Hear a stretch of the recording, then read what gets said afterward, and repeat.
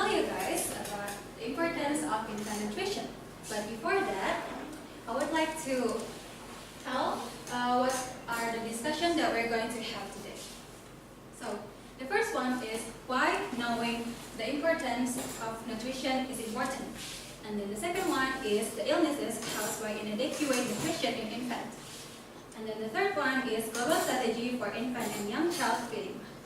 The fourth one is current status of infant and young child feeding globally. And then the last one is the summary of today's presentation. And then first of all, I would like to ask, why do we need to know about the importance of infant nutrition? Does anyone know? No. No? Okay, so actually, we have to know about it because poor nutrition in infant increases risk of illnesses, which leads to mortality. So it means that if we don't care about the infant nutrition, we just neglect and we want to make the mortality rate in children increases. So, what kind of illnesses caused by inadequate nutrition? So the first one is intelligence impairment. Intelligence impairment, also known as intelligence disability, which means that the children have lower below average intelligence and it cannot be cured. So it is a long-lasting disease. And then the second one is reducing physical work capacity. What does it mean by reducing the capacity? It means that because the children doesn't have adequate nutrition, so it means that they don't have enough energy to do any physical activity. And then the third one is obesity. So even though it is malnourished, even though the children is malnourished and doesn't have enough nutrition, the children can trigger into obesity because of the bad habit of eating. And then the last one is stunting.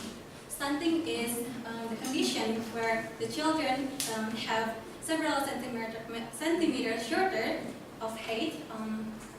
What is that? In their age. And then the next one is the global strategy for infant and young child feeding. The strategy was developed by World Health Organization and also UNICEF in 2002. And the purpose of the strategy is to raise the awareness of the impact that feeding practices have for the children, and not only in one country or one region, but globally.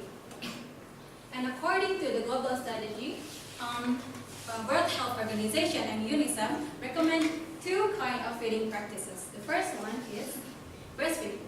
The breastfeeding needs to be exclusive for 6 months of life. So, what does it mean that by exclusive?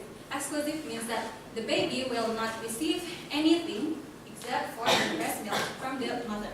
And why does it has to be breast milk? It has to be breast milk because breast milk has a lot of nutrition, such as fat, carbohydrates, and also vitamin, minerals, and also water.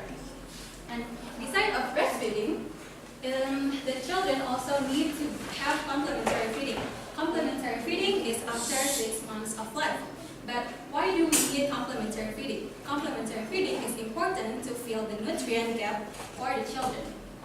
And complementary feeding needs to be safe, appropriate, and also it needs to adequate for the children.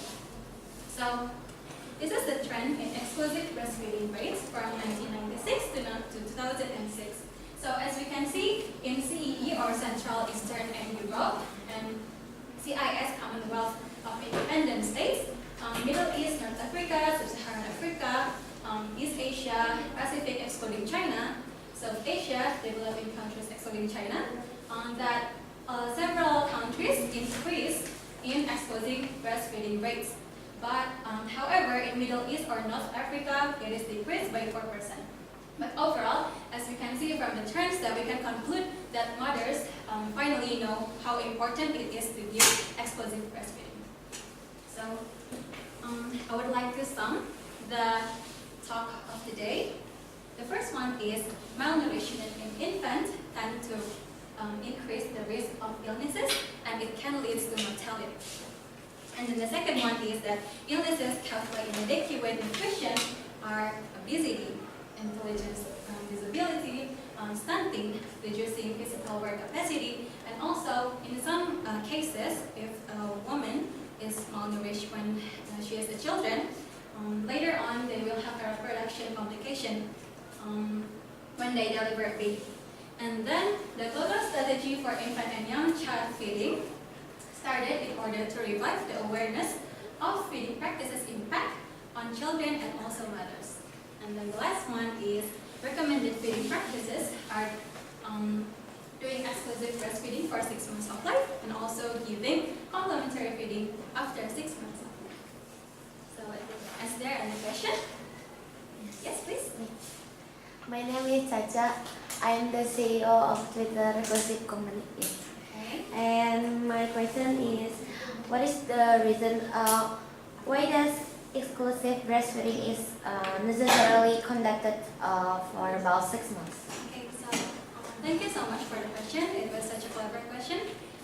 Why it has to be during the first 6 months of life is because it can reduce the risk of getting diarrhea and also respiratory illness compared to the children who only get given exclusive breastfeeding for 3 or 4 months of life. That's it. Thank you. Thank you so much. You can contact me through my Instagram or my WhatsApp. Thank you. Wassalamualaikum warahmatullahi wabarakatuh. Waalaikumsalam warahmatullahi wabarakatuh.